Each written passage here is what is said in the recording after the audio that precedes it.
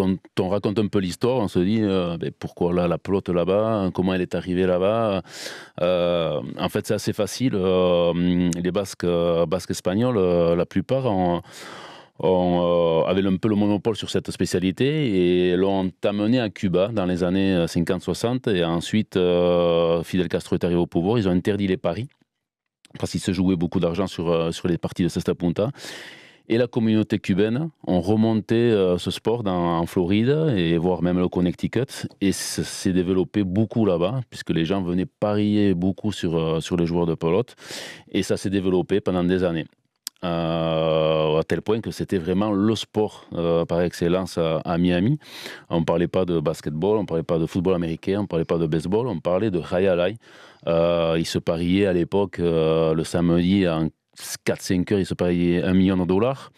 Il y avait 15 000 personnes, il y avait des discothèques, il y avait des restaurants. Enfin, c'était vraiment la sortie pour tout le monde là-bas.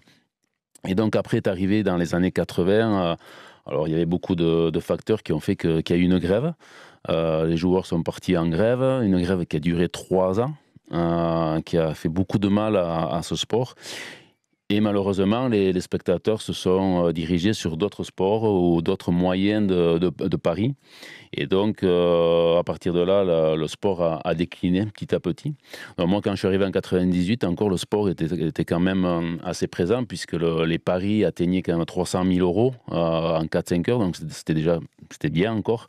Et puis petit à petit, ça s'est décliné au profit justement des machines à sous, des autres sports. Et maintenant, jusqu'à maintenant, où le sport n'existe plus. Et c'est le système de paris qui vous permettait aussi d'être professionnel, de gagner votre vie et à l'année, de bien gagner votre vie. Oui, enfin, bien, je veux dire, oui. On va pas comparer. Tout est relatif, par rapport au foot, voilà. Par rapport au tennis. Bien sûr, il n'y a aucune comparaison. Mais bien pour en vivre. Bien sûr, tout à fait. Alors, sur 60 joueurs, il est évident qu'on était peut-être une dizaine à bien en vivre.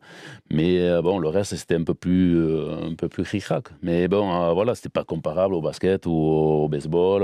Le seul point commun qu'on avait avec eux, c'était le médecin. On avait le même chirurgien, donc voilà. Donc on était bien suivis.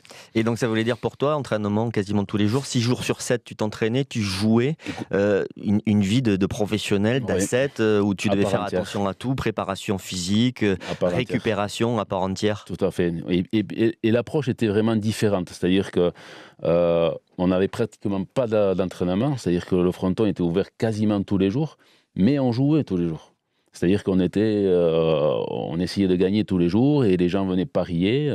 Il y avait même des parieurs qui venaient le matin, qui regardaient le programme à 8h du matin et qui partaient travailler. Et ils regardaient le résultat le jour après pour savoir s'ils avaient gagné de l'argent. Donc voilà, c'était une approche vraiment différente, mais à nous, ça nous a permis d'en vivre, de progresser aussi et d'arriver à un certain niveau. Il y avait une communauté de Basques là-bas, joueurs, parce qu'il devait y avoir aussi des joueurs d'autres nationalités, j'imagine. Ouais. Donc quel type de nationalité, à part des Basques comme toi, que tu as dû retrouver, avec qui il devait y avoir aussi une fraternité? Tout à fait. Alors la majorité, c'était des Basques espagnols, puisque c'est une spécialité qui est quand même dominée par des Basques espagnols. Et ensuite, on pouvait trouver des Argentins, des Mexicains, Américains, puisque à l'époque aussi, il y avait des écoles de pelote. Donc les Américains essayer de fournir justement des jeunes joueurs pour étoffer le roster de là-bas. Planète Lisa sur France Bleu.